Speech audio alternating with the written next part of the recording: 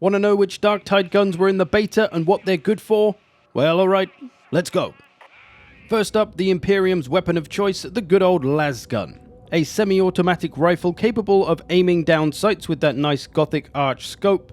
And while it says special action bayonet attack, it was actually just a torch, or flashlight if you're one of them Americans. The las rifle was one of the more accurate weapons of choice, at least when you were aiming down sights. If you were hip firing it, not so much. It does good single target damage, so good for taking down more powerful enemies or enemies at more distant range that others might not be able to deal with. The lasgun as well did pretty good damage whether it was an unarmored or armored target, so you could single target blast down those specials and elites and such. But when it came to dealing with hordes, it wasn't so good. You could spam away at the hip fire, which wasn't very accurate, but up close, that didn't really matter. You'd still be able to hit something, though typically you'd be better off switching to your melee weapon at that point. The lasgun was most useful in the veteran's hands because of his ability that allows you to zoom in even farther and highlight specials and elites. Not to mention buffs to ammo and damage that the veteran can get, but the lasgun could also be used by the Zealot and Psyker in the beta at least. Whether it'll be the same in the final game, we'll have to see. It worked really nice for the playstyle of sitting towards the back of the party, sitting up in high places where possible and being the kind of Overwatch, covering your teammates, marking up the enemies, trying to take them down before they get to your teammates. And the lasgun seemed to be a bit more effective when you took the time to pick your shots instead of spamming the trigger at whatever enemy you're aiming at. So 3 nicely placed headshots would be much better than 6 or 7 spammed body shots, for example. And overall, it just seemed like the lasgun was best off being used at as long a range as possible. That didn't mean that it wasn't good at closer or shorter ranges, but just that you could get the most out of it at longer ranges. Overall, that long-range strength in the beta was pretty important because a lot of the other weapons didn't have great range or couldn't deal with a lot of the targets that the lasgun could deal with, so it kind of felt necessary to have at least one lasgunner in every team so that you had that more longer range capability. Overall, the lasgun felt very solid at the job it needed to do, and will no doubt be a popular choice among all the classes that are able to wield it. And watching this footage back, lasgun, I miss you.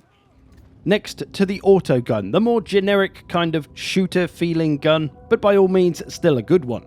It is fully automatic and can aim down sights, although it doesn't actually have a sight, just iron sights, which are, only so nice, and again has a flashlight on it. This is the gun that kind of made you feel more like you were playing Call of Duty or some other shooter. It was the more normal-feeling kind of assault rifle, especially when coupled up with sprinting that is now in Darktide that wasn't in Vermintide, and also the need for use of cover. This more generic shooter feeling though isn't a bad thing, as it did feel very nice to use, and while it wasn't fantastic at longer ranges, it really shone in the kind of short to medium ranges, but this complemented quite nicely with the lasgun, which is of course very good at longer ranges and not so good at shorter ranges, so they kind of complement each other nicely. The hip fire is also pretty nice. You can spray into a crowd and just gun down plenty of unarmored enemies, which is another thing that this weapon seemed to prefer. The autogun was great against lightly armored stuff, but not so good against the heavier armor, unlike the lasgun, which was good at both. Overall, it seemed to favor a more close-range playstyle for those who like to get stuck in up on the front line and who don't want to sit at the back of the party.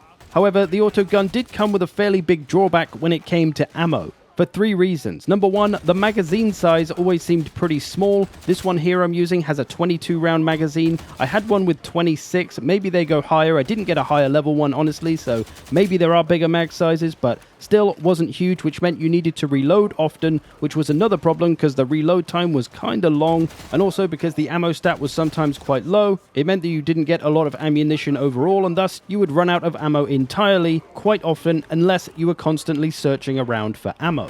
So that kind of meant that it wasn't great for crowd control because you'd have to reload all the time, and if you did unload into crowds often, you'd probably find yourself running out of ammo. Still a really nice weapon though that I enjoyed using, which did have its reasons to bring it over the lasgun. Next, onto the auto pistol, something a little smaller and lighter so you could have more mobility, more freedom to move. It is fully automatic and can be braced as a secondary action, which it was hard to tell exactly what that did. It seemed like it made the crosshair a bit wider, so maybe good for spraying into a crowd, but as I say, it was kind of hard to tell.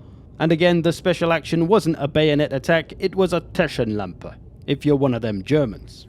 First of all, the weirdest thing about the auto pistol is how incredibly accurate it was at longer ranges, which it probably shouldn't have been, but beta and all that. Given it had pretty low recoil, it made it quite easy to stay on targets that were longer away, like so, and thus they could be taken down fairly comfortably. Even though I'm using it wrong here because I think that brace stance did make the crosshair wider, but it didn't seem to make the accuracy any less, so just kind of felt natural to hold the right mouse button to ADS to get better sight on things, even though it may have been actually making it worse. But like I say, it was still pretty good. Overall though, it was not very good against armor, as you might expect, but with a high fire rate and a nice magazine size, it meant you could fire into a crowd of poxwalkers and do a good bit of work there. It didn't have great stopping power, which is kind of like a crowd control to make things stagger, but given that you could hit a fair few targets in a short space of time, it did have pretty decent crowd control. So the auto pistol probably supposed to be mostly for the short range encounters and gunning down things, and it's not supposed to be that accurate, but in the beta it was. Although maybe it just felt like it was quite accurate because we can't see damage numbers and I don't really know how many of my shots are actually missing. But it seems like it should fill the gap where the las rifle is the long range option, the autogun is the mid to short range option, and then the auto pistol is the dedicated short range option. At least it should be. In this it was pretty good at mid ranges too, which kind of made it feel like it was a much better pick than the autogun was, and kind of made the autogun feel a little redundant because you could do the same kind of thing with the auto pistol and more ammo. But that's just a balance issue if it is considered an issue. There was also a stat called collateral on this, which we have no idea what exactly it does, at least I don't anyway, because there wasn't much in the way of tooltips in the beta to tell us what anything did. But given what the word collateral means, maybe it's just more extra damage that you can do to extra targets or something like that. But who knows? We'll find out in due time, I'm sure. The auto pistol though, pretty nice. Now onto the combat shotgun, which is pretty much your typical shotgun. Although, while it is a pump action shotgun, it actually had a pretty fast fire rate, so it was kind of bordering on being an automatic shotgun. You can aim it down sights as well for a little more precision, and it did have a special ammo type on the special action button, but what the hell it did, I have no idea. It made him load in one shell of something, perhaps some armor piercing, I don't know. If you think you have a clue, let me know in the comments. Maybe there's something in the tabletop that would give a clue, but honestly, I didn't use this gun a great deal. I typically went for the longer range weapons, but when I did use it, it did feel pretty nice. I think it was kind of a bit of a combo. You could shoot crowds with it pretty well because it has that wide hitbox, but it also had pretty good single target damage as well. So you could blast away those traitor guardsmen, even the slightly more heavily armored ones, although it wasn't so good against the super heavy armor like Ogrins. So some really nice short range power. Had a bit of a long reload time though, as you had to load every individual shell, but that seemed like a fair trade-off for the power this thing could bring in a short space of time by unloading it very quickly. A good option for those who really want to stick to the front line close action all the time, and is also a good one for staggering enemies. If you've got those stronger enemies coming your way, this will be a good way to knock them back a bit, or even to knock them down, much like the Grudge Raker in Vermintide. A nice one for taking out those elites especially, and specials perhaps as well. Up close anyway.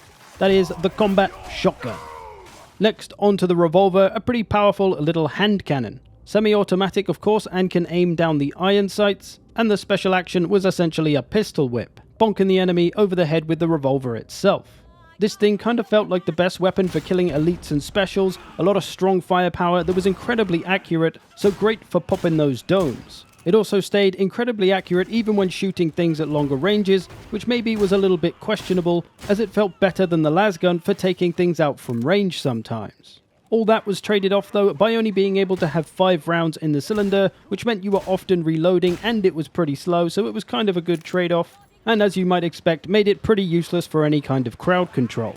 So while it did the job it needed to do very well, it maybe did it a little bit too well in comparison to other weapons. It probably needs to lose some damage over longer ranges, or maybe accuracy too, because when sniping with a revolver is more effective than sniping with a semi-automatic rifle with a scope on it, it doesn't quite feel right. At least that was my experience with it anyway. Overall it felt very nice, especially if you like to try and hit those pinpoint accuracy shots that may well be good for dinging down specials. And lastly, onto the Ogryn weapons then, with the kickback. It might look like a grenade launcher, but it's actually loaded as a shotgun. You'll typically be hip firing it where it has a big wide hitbox, big spread for knocking down loads of targets. It can be braced though to kind of bring in that hitbox a little bit and get a bit of a tighter spread for putting all of your damage into a smaller area or perhaps a single target. All in all, this thing is about crowd control primarily, but has pretty good killing power of lower level enemies. Small groups or even large crowds will get absolutely obliterated in one shot from this thing, which does need to reload every single shot, but that reload is pretty quick, so it allows you to keep the pace going. But what about the tougher enemies, elites and specials? Well, it's great for knocking them on their ass. It might not be able to kill them so easily, but it can knock them over with the massive knockdown power. allowing you and your team the opportunity to take them out before they get up off the floor. So it's just got a lot of crowd control potential in various ways, and aids the Ogryn in its favoured short-range combat. So a basic and simple weapon, but an effective one all the same. And then we have the Ripper gun for the Ogryn. This big chunky boy is basically an automatic shotgun that can seemingly fire one single powerful shell or fire a bunch of powerful shells with a burst fire. And the special action saying bayonet attack is actually true this time, as you can stab people in the face with that massive blade on the end. This thing was more about doing damage to the enemies rather than knocking them down like the previous weapon, and you typically used a single shell to shoot a single enemy and the burst fire to shoot into a crowd. The bayonet was a nice addition as well to use when you needed to without having to switch to your melee weapon or using stamina for a push. At least that's kind of the vibe I got with it. I kind of feel like I needed more time with it to really gauge how it was best used. Perhaps it would have been better trying to target the armored foes more than anything else, as it seemed to do good with those apart from the super armor like on this Ogryn, but it felt like it had a different role to play from the kickback shotgun, and thus maybe a little bit of a different playstyle from that kind of Ogryn too. So despite the Ogryn having two kind of shotgunny weapons, they both feel really quite different, and I look forward to seeing what else the Ogryn has in his arsenal. And that is all the guns I believe in the Darktide beta. I think anyway. They did say there was 8 and there's only 7 in this video. I think they may have been classing a Psycho Staff as a ranged weapon though, so maybe that's the 8. This video is about guns though, of course, so I didn't include that, but if I did miss a gun, let me know in the comments. I'll pin it if there is someone who tells us about the gun. Thanks for watching. I hope you've enjoyed this. I will see you in the future.